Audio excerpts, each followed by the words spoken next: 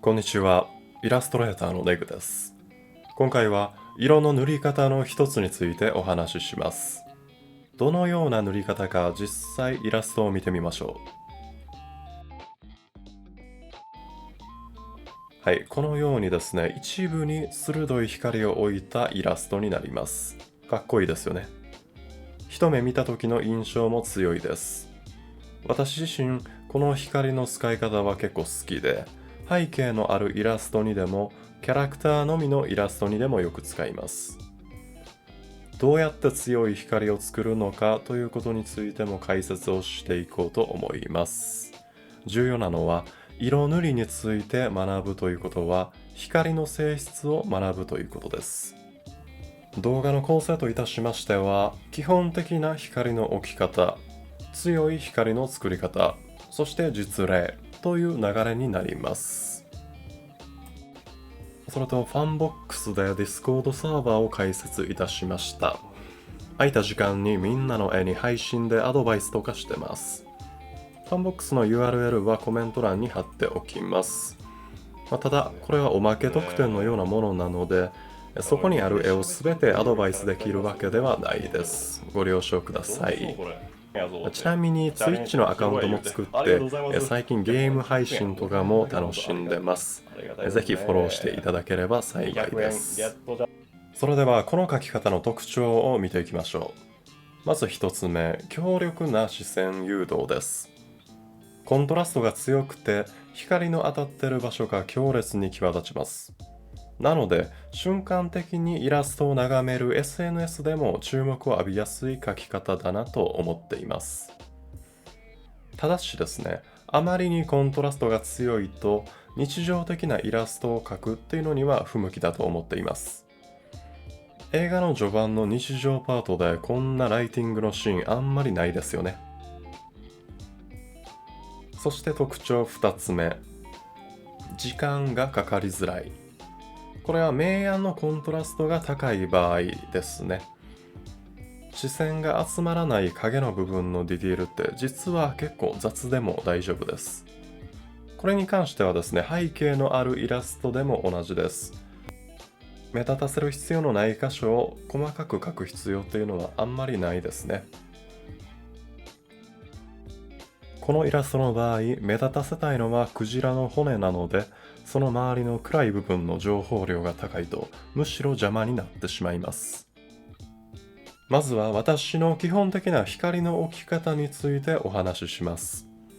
基本的には明るいところと暗いところに分けるということの繰り返しです。まず直接光が当たっているところ、光が当たらないところというように2つに分けます。最初にこれをすることでイラスト全体の雰囲気をつかみます。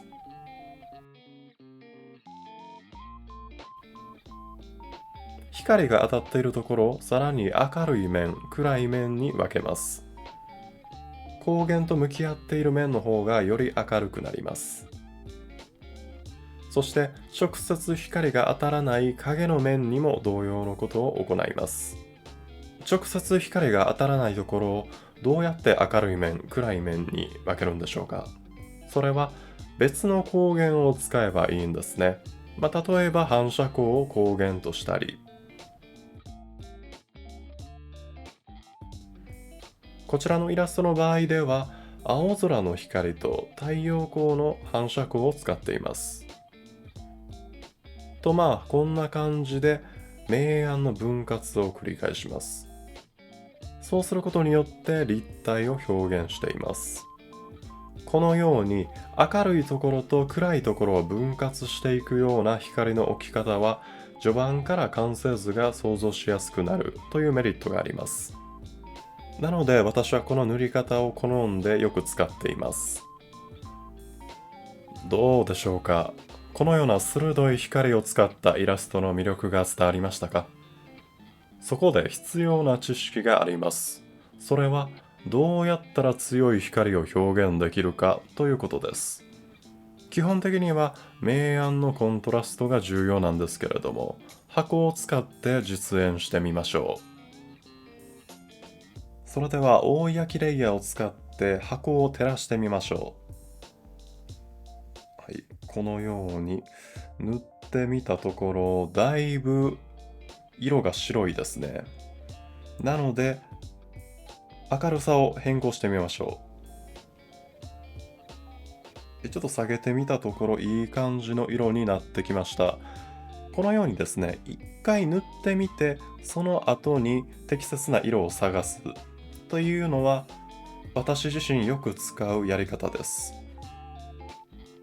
そうすることで、一回一回いろんな色を試すという必要がなくなってきます。光源によってはですね、境界線をぼかしたりするんですけれども、ぼかさない描き方の方がメリハリが強く現れます。実際にやってみましょう。少しぼかしてみます。はい、こんな感じですね。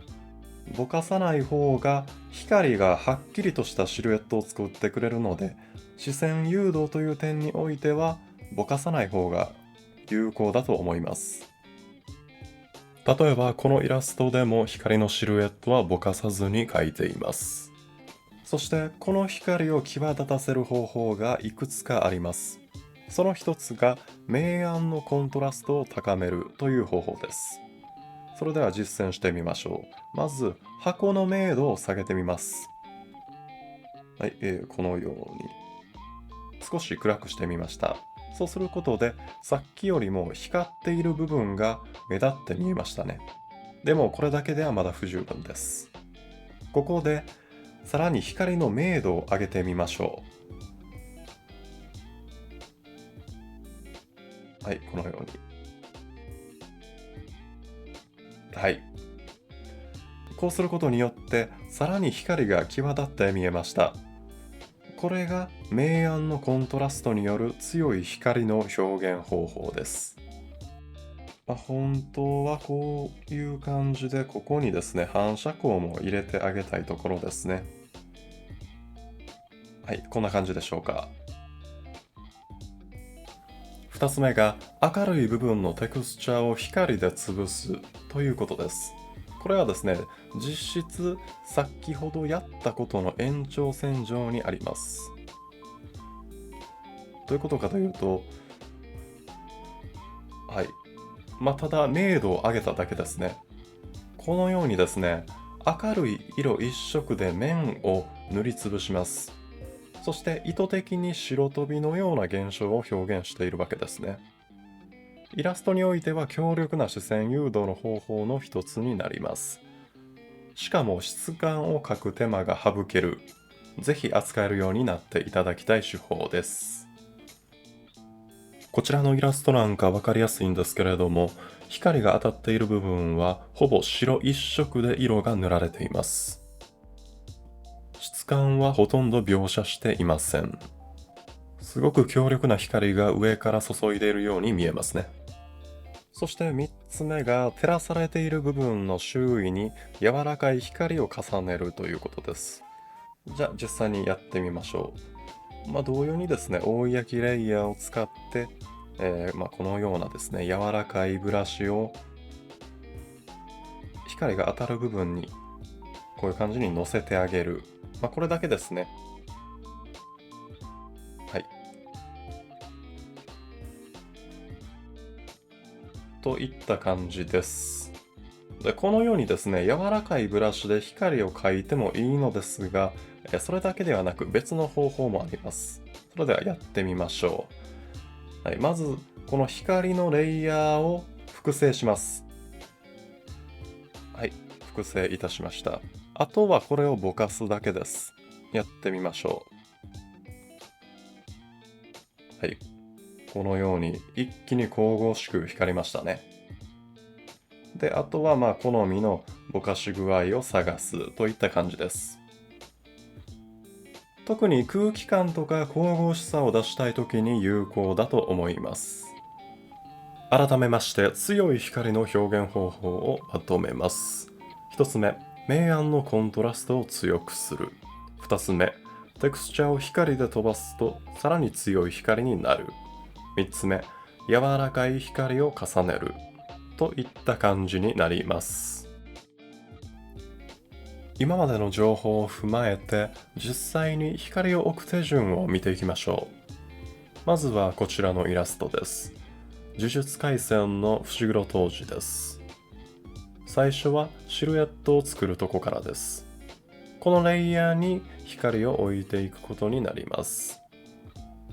とりあえず光源は無視して3種類の明度でパーツ分けしてみました。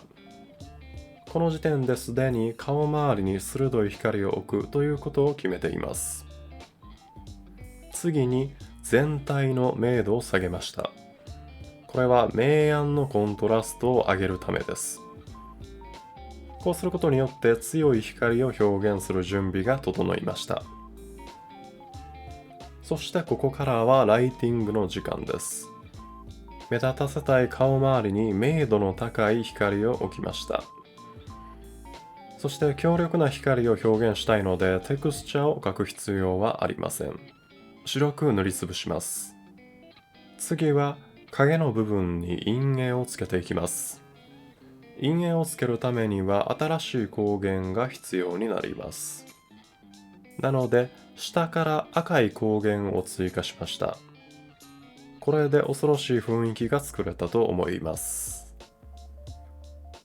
実はこれで光源の追加は終わりではありません。もう一つ右からの光を追加しました。そうすることでこいつの立体感がよりはっきりとわかるようになりました。あとはディティールや色調整をして完成になります。それではもう一つ見ていきましょう。今度はポケモンのイラストですね。まず太陽の光が当たる部分とそうでない部分を作ります。特に見せたい部分に光を当てていきましょう。そうすることで全体的な絵の雰囲気を先に作ることができます。次に太陽光が当たらない部分のライティングを考えていきます。太陽以外の光源は何でしょうか？それは青空と反射光です。まずは青空に照らされている部分を青く明るく塗っていきます。これは周りの草花も同じです。固有色は後から付け足すので今は考えていません。そして地面からの照り返しの反射光を作ります。青空の色とは対照的な暖色を使います。